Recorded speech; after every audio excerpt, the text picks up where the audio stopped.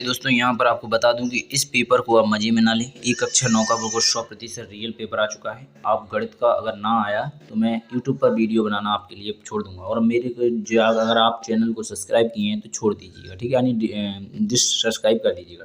तो अगर आपको विश्वास है तो अधिक से अधिक बच्चों के लिए शेयर कर दीजिएगा, ठीक है। तो यहाँ पर पूर्णांक रहेगा 75 अंक का। यहाँ पर 3 घंटे का समय दिया जाएगा। इस प्रकार आप पूरी जानकारी देख सकते हैं।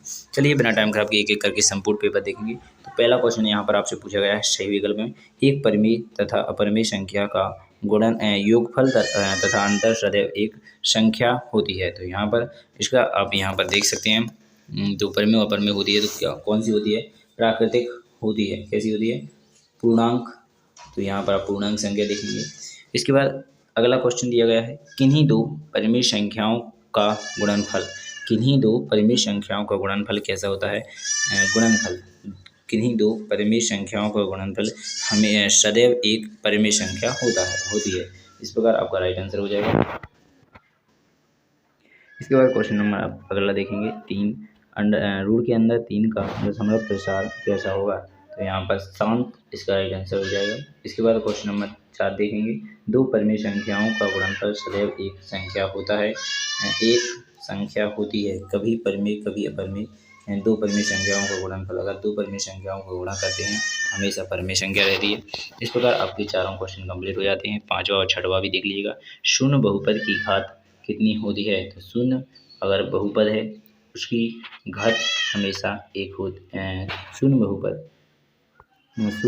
की घात परिभाषित नहीं या कोई भी पूर्ण संख्या, तो यहाँ पर 0 हो जाएगी, ठीक है। शून्य बहुपद की घात, शून्य एक बहुपद है, इसकी घात अगर आपसे पूछ लिया जाए तो आप 0 या फिर 1 देख लीजिए। डाउट है मुझे, आप ही देख लीजिएगा, ठीक है। इसके बाद क्वेश्चन नंबर 6 देखेंगे बहुपद 3x-2 का शून्यक है। तो यहाँ पर 2/3 इसका राइट आंसर आ जाएगा। 2/3 यहाँ पर आपको सी में दिख रहा होगा, तो यही आपका राइट आंसर है। उसके बाद क्वेश्चन नंबर आपके आ जाते हैं रिक्त स्थान।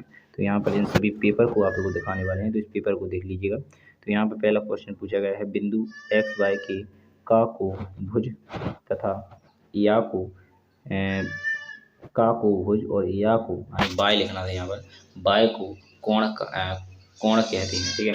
भुज और कोटि कहते हैं। क्या कहते हैं? कोटि, ठीक है। इस प्रकार आप लिख सकते हैं। इसके बाद क्वेश्चन नंबर दूसरा रहेगा दो चरों वाले रैखिक समीकरण का आलेख एक दो चरों वाले रैखिक समीकरण को एक आलेख का आलेख एक समीकरण होता है, ठीक है। तो इस प्रकार लिख सकते हैं। इसके बाद क्वेश्चन नंबर 3 देखेंगे x बराबर 0 का समीकरण है। तो यहाँ पर कोई भी समीकरण बना लीजिए जहाँ पर x का मान 0 आ जाए। इस प्रकार लिख सकते हैं -0। इस प्रकार इसका राइट आंसर आपका 0 हो जाएगा। इसके बाद क्वेश्चन नंबर दूसरा देखेंगे बे वस्तुएं जो पर यहाँ पर एक लिख दी, यहाँ पर एक इसमें से घट जाएगा 0 आ जाएगा, ठीक है। बे संख्याएं जो परिमेय संपाती, ठीक है, संपाती हों एक दूसरे के होते हैं, ठीक है। वे संख्याएं जो परस्पर संपाती हों एक दूसरे के बराबर होते हैं, ठीक है। इसके बाद क्वेश्चन नंबर दूसरा 5वां देखेंगे एक शांत रेखा को रूप में बढ़ाया जा सकता है। एक शांत रेखा को अनंत तक, कहाँ तक? अनंत रूप से बढ़ाया जा सकता है, ठीक है। अनंत रूप से बढ़ाया जा सकता है। इस प्रकार क्वेश्चन नंबर 6 देखेंगे कोई दो कोण जिनका योग 90 हो पूर्णांक, इस प्रकार लिख सकते हैं पूरक कहलाते हैं। क्या कहलाते हैं? संपूरक कहलाते हैं, सॉरी संपूरक होते हैं, संपूरक कहलाते हैं। अगर पूरक होता तो 45 होता, संपूरक पूरक ही कहलाते हैं 90, ठीक है, पूरक कहलाते हैं। इसके बाद क्वेश्चन नंबर यही सही जोड़ियाँ मिलाइए। शीर्षक शून्य कोणों की माप ज्ञात कीजिए। क्वेश्चन नंबर त्रिभुज जिसकी दो भुजाएं समान हो उसे समद्विबाहु कहते हैं। बहुभुज x-1 का शून्य ज्ञात कीजिए, तो -1 हो जाएगा।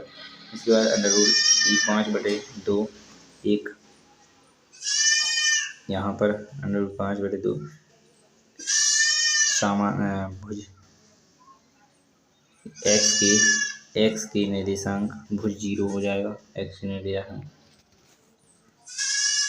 के निर्देशांक और इसके बाद बिंदु 4-1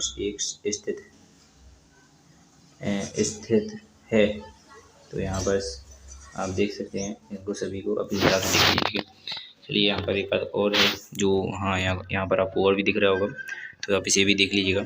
एक वाक्य में उत्तर दीजिए, तो यहाँ पर एक वाक्य में उत्तर भी देंगे। यहाँ पर एक ऋजु कोण की माप क्या है, इसके बाद दो रेखाएं, इन सभी को आप देख लीजिएगा, ठीक है। पूरा पेपर आपको बताने वाला हूँ, जो रियल पेपर है, हल करने में बहुत टाइम जा रहा है आपका, तो आप पूरा पेपर देख लीजिए। स्वयं आपके आसपास जो बच्चे हों उनसे पूछ लीजिएगा, पेपर आपका यही रहेगा, ये मेरी 100% आपसे गारंटी है। तो आप यहाँ पर अच्छी तरह से पूरा देख लीजिएगा। यहाँ पर इसके अथवा में दिया गया है 17 का, यहाँ 7 का, यहाँ पर 6वां क्वेश्चन भी दिया गया है। इसके बाद आपको यहाँ पर इतना ही बताने का कष्ट कर पाए। ऑब्जेक्टिव क्वेश्चन आए ये संपूर्ण आपके कंप्लीट करा दिए गए हैं। तो जितने क्वेश्चन हैं वो आप यहाँ पर कंप्लीट कर लीजिए। आशा करूँगा यह वीडियो आपको अच्छी लगी। धन्यवाद। जय